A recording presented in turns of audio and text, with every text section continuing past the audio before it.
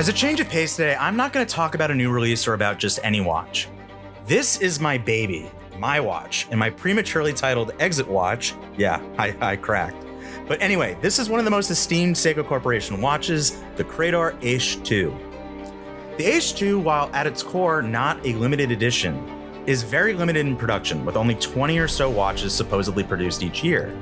Mine is particularly special, not just because it's mine, but because it's an even rarer Wako Ginza limited edition exclusively sold at the Japan flagship. At first glance, you would think this is the reference GZLT999, but this is actually the reference GZLT999. What makes it different? Well, the case is still 950 platinum, 39mm in diameter, 10.3mm thick, and 45mm lug to lug, and its dial is still fabricated in white porcelain, inspired by the snowy landscape of the Shiojiri region where the watch is made, and the more common configuration for the model. But its distinguishing twist is that the indices at 12 o'clock and 6 o'clock are not executed in baton style as usual. Instead, they are Roman numerals, and here's why that's really cool. To understand why, we first have to understand the Credor Eichi II. The watch appears to be very clean and simple, yet it is deceptively complex. To most, it would appear to be a simple, time-only white enamel dial, but it is, as I said before, porcelain, and the indices on the dial are not printed. They are meticulously painted by hand. I've had the privilege of watching a micro artist studio watchmaker, the best of the best at Seiko, hand paint these indices, and their hand moves so slow in order to paint these incredibly thin and perfect lines, it was like the artisan's hand was not even moving. A misconception surrounding the Eichi II dial is that these artisans immediately paint a blank porcelain canvas. That's not the truth. The truth is the dial first receives a light screen printing, the artisan then later traces over with their very, very skilled hands.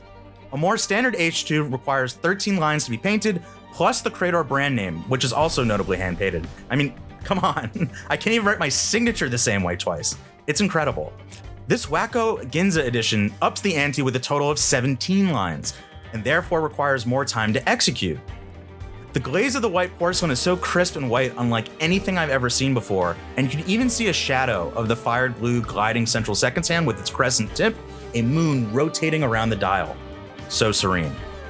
Now, the dial craftsmanship alone is enough of a draw, but where watch nerds like myself really begin to drool is when you look at the stunning, manually wound in-house 7R14 spring drive caliber within.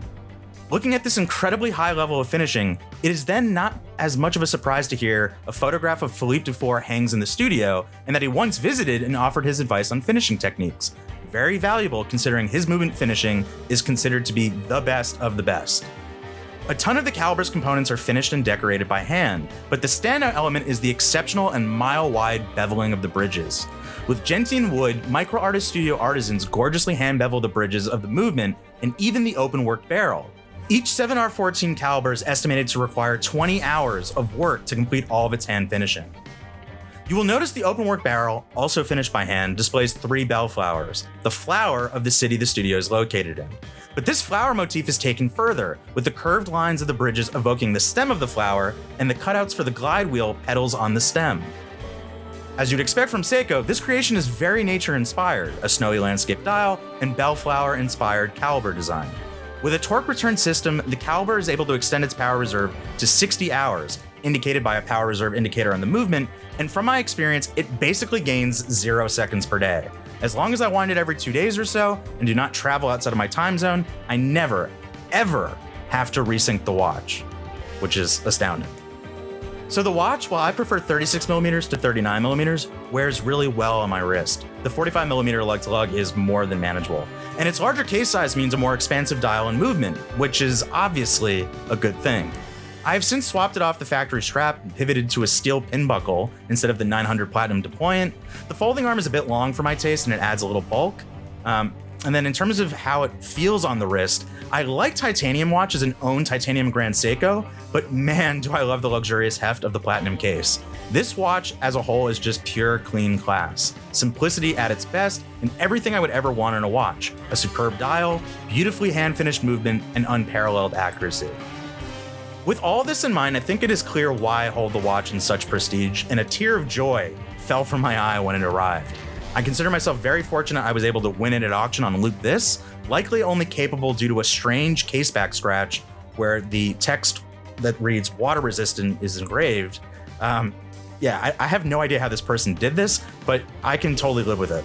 Between the dial and the movement, I'm hardly looking at the platinum case on either side, though it is beautifully Zaratsu polished. I cannot say what the exact retail price of this GZLT999 was, but its closest equivalent, the GBLT999, is listed as £50,000 on Seiko's UK website. So I hope you've enjoyed this video about my most prized watch, the Credor H2, and I want to know in the comments, what are your grails or exit watches? Let me know. And so make sure you hit that subscribe button before you go, and thanks for watching, and as always, I'll see you on the next one.